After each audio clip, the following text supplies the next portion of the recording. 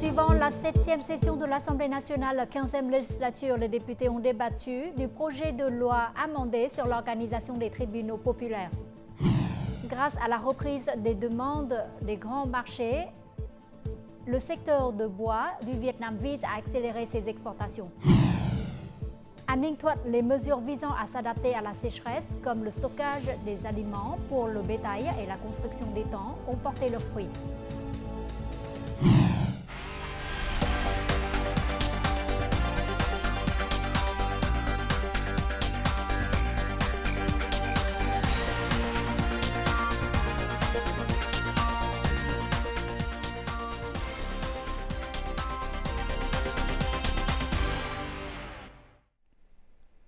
Mesdames et messieurs, bonjour à tous et bienvenue au journal francophone. Poursuite de la 7e session de l'Assemblée nationale, 15e législature. Ce mardi 28 mai, l'Assemblée nationale a débattu du projet de loi amendé sur l'organisation des tribunaux populaires. Les députés ont salué le projet pour ses nombreuses nouveautés. Cependant, des débats subsistent concernant les réglementations relatives à l'organisation des tribunaux de la province et de district et à la compétence du tribunal de première instance et de la cour d'appel. Certains députés ont également convenu de réglementer strictement les activités d'enregistrement et de reportage devant les tribunaux, mais ont souligné la nécessité d'être plus ouverts envers les journalistes. De nombreux députés ont donné leur avis sur la création d'un tribunal spécialisé de première instance, la protection judiciaire, la nomination des postes judiciaires et la collecte des preuves dans les affaires judiciaires. L'après-midi, l'Assemblée nationale a tenu une séance plénière pour débattre du projet d'amendement de la loi sur la capitale. Ce mardi 28 mai, à Hanoï, le président de la République, Tô Lâm, a rencontré les enfants de policiers ayant obtenu des prix nationaux et internationaux pendant l'année scolaire 2023-2024. Cette rencontre s'est tenue dans le cadre du camp d'été d'amour organisé par le ministère de la Sécurité publique à l'occasion du mois d'action pour les enfants et de la Journée internationale de l'enfance le 1er juin. Tô Lâm a saisi cette opportunité pour rappeler l'ensemble du système politique et de la société à bien prendre soin de tous les enfants sans exception.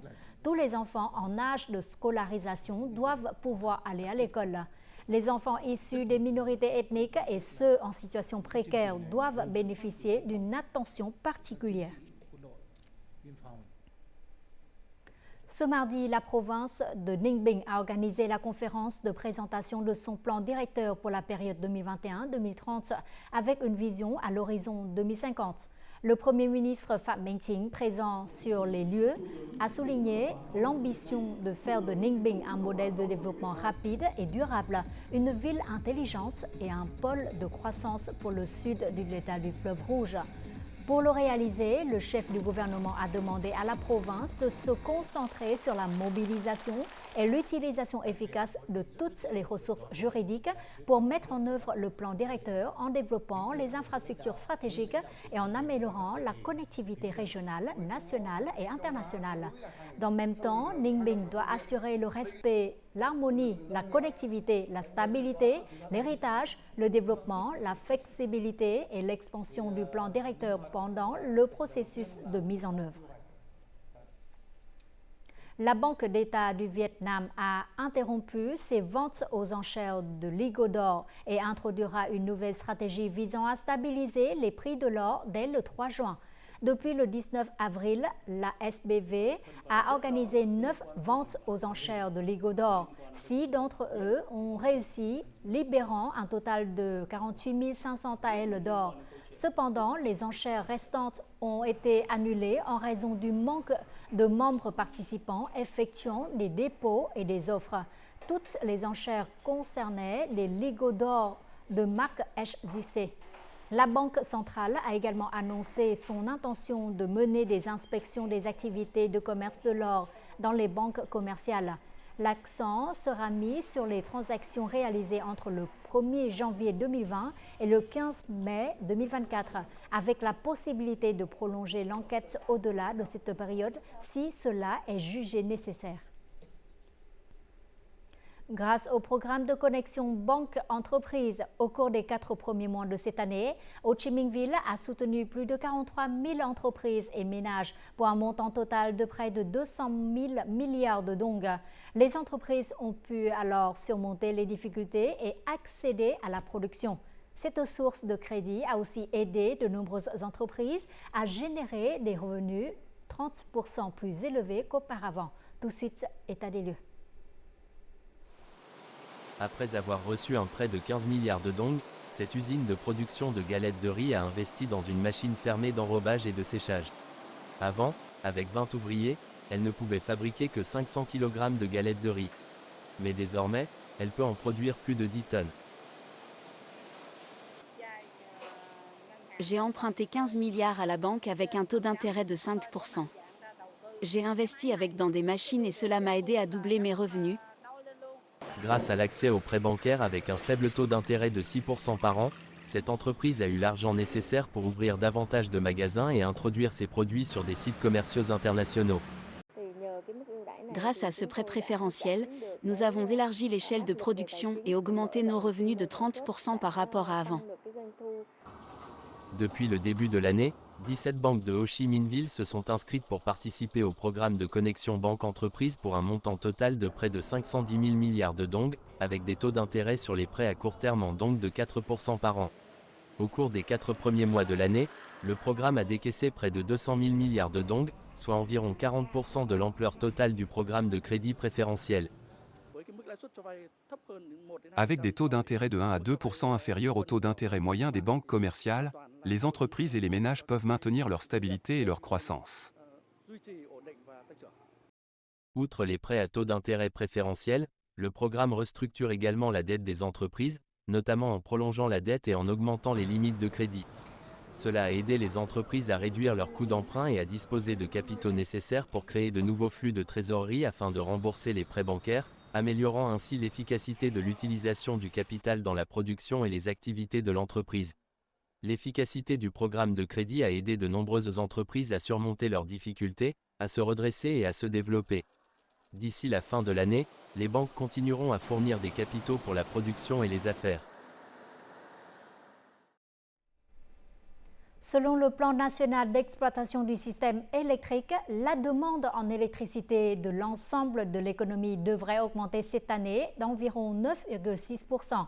Afin de garantir suffisamment d'électricité pour la production, les entreprises et les parcs industriels ont proposé de nombreuses solutions en se basant sur les sources d'énergie verte.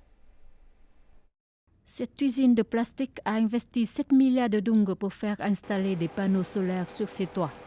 D'une capacité de 550 kW, ce système l'aide à réduire ses factures d'électricité de 100 millions de dong par mois. Auparavant, nous payions 700 millions de dong par mois pour l'électricité, maintenant c'est environ 600 millions de dong. Cet investissement nous permet de réduire les émissions tout en profitant des énergies propres. De plus en plus de parcs industriels au Vietnam ont tendance à investir dans les énergies propres.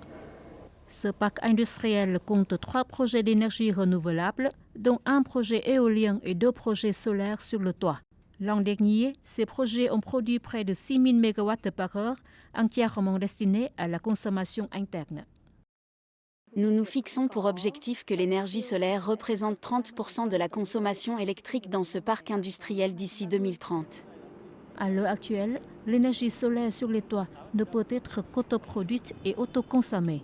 Faute de réglementation, les entreprises et les zones industrielles ne sont pas autorisées à vendre de l'électricité solaire directement ou via le réseau électrique d'OVN. Il faut avoir des réglementations spécifiques et un couloir juridique à la fois ouvert et strict pour garantir que les investisseurs dans l'énergie solaire sur les toits puissent utiliser de l'énergie propre pour répondre aux exigences d'intégration. Les parcs industriels du Vietnam consomment environ 15% de la production totale d'électricité du pays.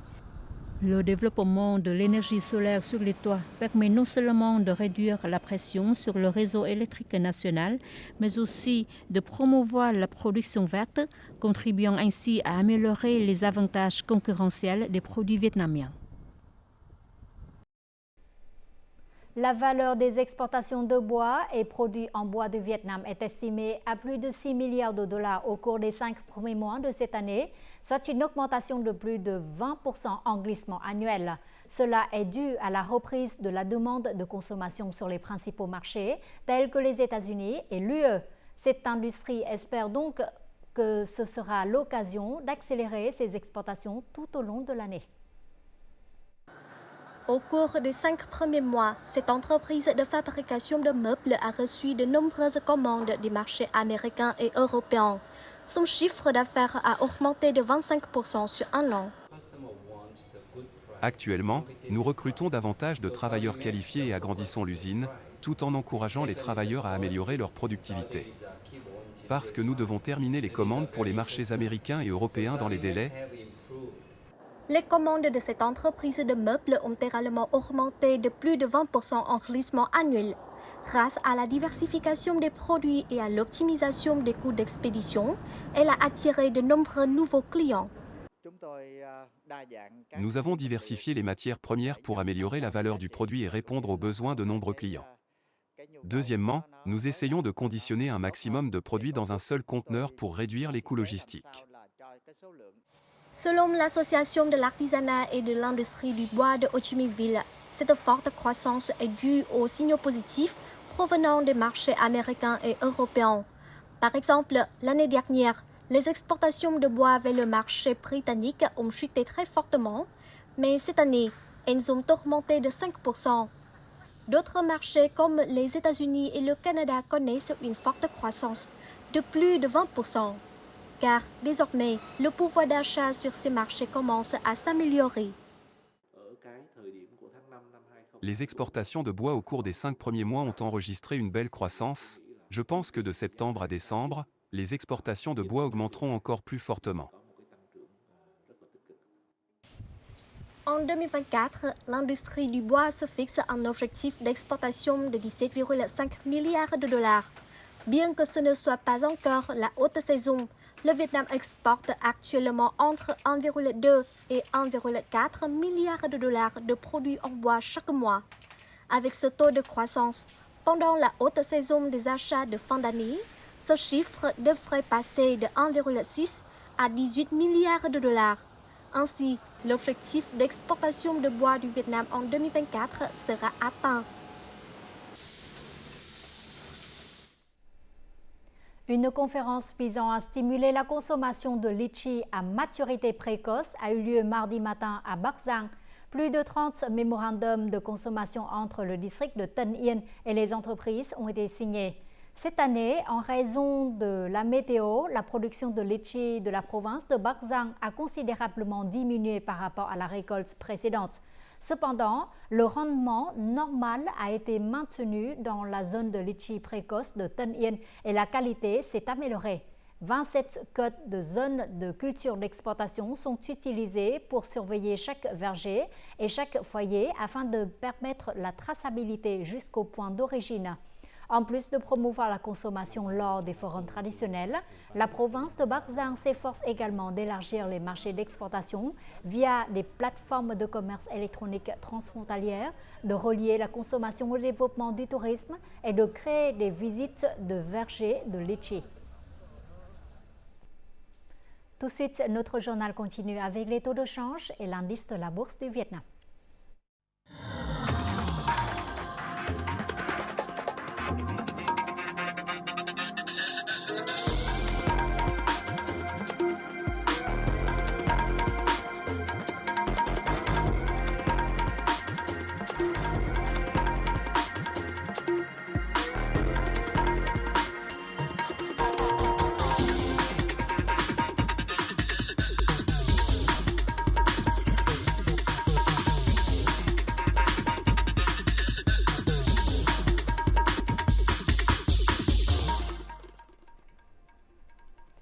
Le temps sec et le manque de pluie posent des défis pour la production agricole des provinces centrales.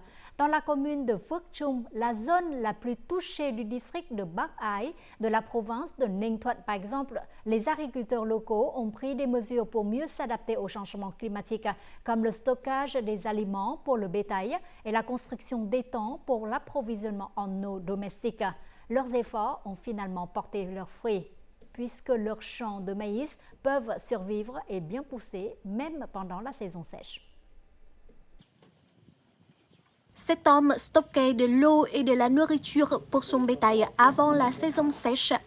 Il a stocké 400 boîtes de paille et creusé un petit étang pour s'approvisionner en eau domestique. Grâce à ces préparatifs, ces 25 vaches sont restées en bonne santé et bien nourries malgré la sécheresse. Pour faire face à la saison sèche, j'ai stocké de la nourriture et de l'eau pour mes vaches afin de les garder en bonne santé et résistantes aux maladies infectieuses. De plus, je surveille de près leur santé pour vérifier si elles sont malades ou si elles refusent de manger. La commune de Phước Trung est la zone la plus durement touchée du district de Bắc Ái pendant la saison sèche en cours. Les agriculteurs locaux ont mis en œuvre de nombreuses mesures pour protéger leurs cultures et leur bétail de la sécheresse. Jusqu'à présent, 30 étangs ont été creusés pour stocker l'eau destinée à l'irrigation et à l'élevage du bétail. Chaque étang fournit de l'eau pour 2 à 3 acres de maïs. Plus de 13 000 bovins sont en bonne santé et bien nourris grâce à leur planification. Les agriculteurs locaux ont déployé des efforts communs pour surmonter les difficultés. La plupart des ménages disposent de suffisamment d'eau pour la production agricole. Leur vie a donc changé positivement. L'adaptation au changement climatique a aidé les agriculteurs de la commune de Phước Trung à stabiliser leur production agricole dans un contexte de sécheresse prolongée. Cela reflète leurs efforts considérables pour réduire les risques liés aux effets néfastes du changement climatique. Afin de protéger l'environnement, les compagnies aériennes vietnamiennes commencent à exploiter des avions de nouvelle génération plus respectueux de l'environnement grâce aux technologies de pointe. Récemment, Vietnam Airlines a effectué avec succès le premier vol utilisant du carburant l'aviation durable SAF entre Singapour et Hanoï. Ce vol marque une nouvelle étape pour l'industrie aéronautique vietnamienne sur la voie de l'objectif de zéro émission nette d'ici 2050. Le carburant d'aviation durable ou SAF est produit à partir de matériaux renouvelables et issus de sources durables telles que des huiles végétales, des restes animales et des déchets. Ce type de carburant répond aux normes de l'aviation internationale et il peut être utilisé en toute sécurité pour les vols commerciaux. Des études prouvent que le SAF peut contribuer à réduire les émissions de gaz à effet de serre jusqu'à 80%. Il a la capacité de bien fonctionner par temps froid et contribue à améliorer les performances de vol. L'industrie aéronautique s'est engagée à poursuivre l'objectif ambitieux de zéro émission nette d'ici 2050. Le carburant durable joue donc un rôle clé dans la réalisation de cet objectif. Même si le coût de ce carburant peut être 2 à 3 fois plus élevé que celui des combustibles fossiles, Vietnam Airlines est toujours déterminé à l'utiliser pour ses vols commerciaux. Grâce à l'utilisation de SAF, nous souhaitons affirmer l'engagement de Vietnam Airlines en tant que compagnie aérienne nationale toujours à l'avant-garde de la protection de l'environnement. Cela peut être considéré comme un coup d'envoi pour les compagnies aériennes vietnamiennes souhaitant participer à l'engagement de l'Association aéronautique mondiale en faveur de la protection de l'environnement. Vietnam Airlines a mis en œuvre de nombreuses mesures drastiques pour réduire les émissions de CO2, notamment l'optimisation des opérations aériennes et les économies de carburant. En 2023, cette compagnie a réduit près de 70 000 tonnes de CO2, soit une réduction de plus de 1,5 fois par rapport à 2022. Vietnam Airlines vise à devenir une compagnie aérienne verte, contribuant à atteindre l'objectif de développement durable et à minimiser l'empreinte carbone de l'industrie aéronautique au Vietnam et dans le monde. De nombreuses personnes étaient excitées lorsqu'elles ont aperçu lundi 27 mai le dauphin nageant près de la plage de Trung Lương dans la ville de Cát Tiên, district de Phú Cát, province de Bình Định. Des vidéos enregistrées par des baigneurs montrent un dauphin de 2 mètres de long nageant près de la plage. Le dauphin a été aperçu vers midi. Il semblait en bonne santé, nageant dans les eaux peu profondes près de la plage pendant un moment avant de repartir. Ces dernières années, les habitants de Bình Định ont fréquemment vu des dauphins et des baleines près de la côte.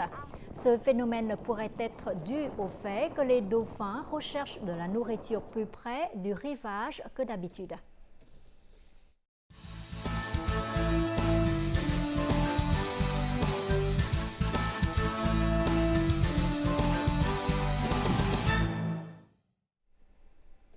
Pendant 143 ans, la dynastie des Nguyễn a doté sa capitale Huế d'un vaste réservoir de richesses culturelles. Parmi ces trésors se trouve l'art de Pháp Lam ou l'émaillage sur cuivre. Cependant, le secret de cet art reste inconnu, ne laissant aucune trace des ateliers où ces merveilles ont été forgées. Heureusement, cet art perdu connaît aujourd'hui une réurgence et un raffinement au cœur de l'ancienne capitale, car les artisans dévoués travaillent sans relâche pour restituer le Pháp Lam, les artefacts en bronze émaillé. Découvrons ce renouveau remarquable dans ce chapitre, le Vietnam en un clin d'œil. Les objets en bronze émaillé de Huế sont apparus au début du 19e siècle, à une époque où les théories scientifiques occidentales sur la couleur n'avaient pas encore atteint le Vietnam. Malgré cela, les artisans vietnamiens créaient déjà des couleurs vibrantes. Bien que les ateliers n'ont existé que 60 ans sous la dynastie des Nguyễn, l'héritage des objets en bronze émaillé à Huế est abondant à la fois en quantité, en type et en forme, et a été admiré par des générations depuis lors. Les objets en bronze émaillé sont des produits d'art de haute qualité. Sous la dynastie des Nguyen, le bronze émaillé ornait l'extérieur des palais royaux, embellissant les portes et les enseignes de sa beauté. Les couleurs vibrantes du bronze émaillé résistent au fil du temps. Une autre utilisation concernait les articles ménagers, réservés au roi et à certains membres de la famille royale.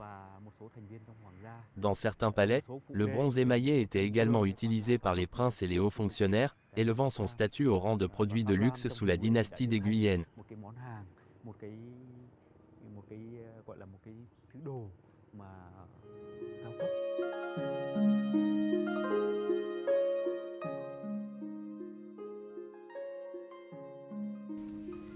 Les motifs en bronze émaillé pour la décoration extérieure reçoivent la plus grande attention. Ils comprennent des détails décoratifs en forme de dragon ou de nuage, attachés aux crêtes principales et aux crêtes tombantes des palais royaux et aux triples portes des tombeaux des Nguyễn. La couleur brillante des bronzes émaillés sur le fond gris des structures anciennes moussues le confère un certain éclat. Au cours de 2 siècles de climat souvent rigoureux à Huế, de nombreuses décorations en bronze émaillé des palais royaux ont été perdues ou gravement endommagées. 200 ans plus tard, les objets en bronze émaillé de Huế sont aujourd'hui relancés.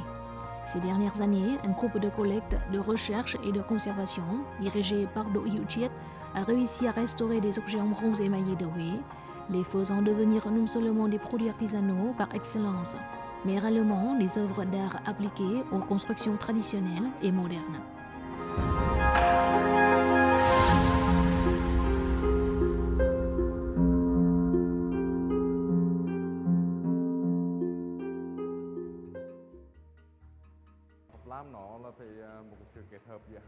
Le bronze émaillé est une fusion de 2 matériaux distincts, des émaux silicatés comme l'émail céramique, délicatement appliqués à la surface du métal. Compte tenu de la nature différente de ces matériaux, obtenir une liaison durable nécessite un émail spécial, offrant l'élasticité nécessaire pour établir une connexion durable entre eux. Actuellement, le bronze émaillé, restauré dans le style ancien, trouve des applications dans la rénovation et la décoration des monuments historiques, des mausolées et des temples de l'ancienne capitale. Actuellement, les objets en bronze émaillé que nous avons réussi à restaurer présentent une esthétique et des techniques comparables lorsqu'ils sont ornés sur des pièces architecturales ressemblant à celles de la dynastie des Guyennes. Cette réalisation peut être considérée comme tout à fait louable, car elle démontre un haut niveau de réussite dans les efforts de restauration. Ce bronze émaillé a été réalisé pour la décoration extérieure des projets de la dynastie des Guyennes. Le respect des principes de couleur était primordial dans la création de ces peintures en bronze émaillé. Des recherches approfondies ont été menées pour faire correspondre le plus fidèlement possible les couleurs d'origine, ce qui a permis d'obtenir jusqu'à 90% de similarité dans environ 10 couleurs. Les thèmes représentés dans ces peintures tournent principalement autour des fleurs, des oiseaux, des fruits et des symboles religieux tels que le taoïsme et le bouddhisme.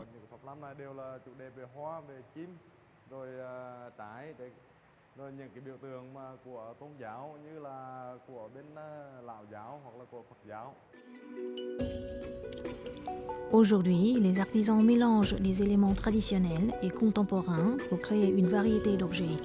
Il s'agit notamment de la peinture d'émail sur du verre, de la céramique et de la laque, de l'incorporation de motifs en bronze émaillé pour la décoration intérieure et de la fabrication de souvenirs et de bijoux uniques en bronze émaillé. Ces créations suscitent une grande admiration de la part des touristes locaux et internationaux.